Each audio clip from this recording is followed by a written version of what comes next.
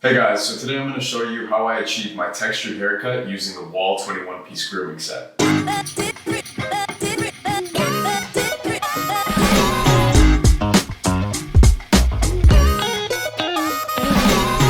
First things first, you wet your hair and then you comb it forward.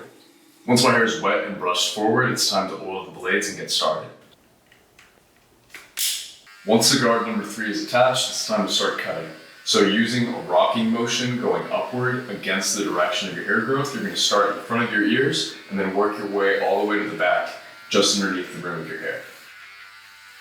Once you're done with the back and the sides, it's time to start doing the top, and for that you're going to use the clipper over finger technique.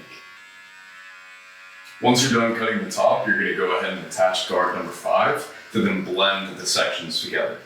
Once you're done blending, it's time to touch up the lines. So you're going to use the inverted clipper technique, which means you hold this upside down to touch up the sideburns, behind the ears, and the neckline.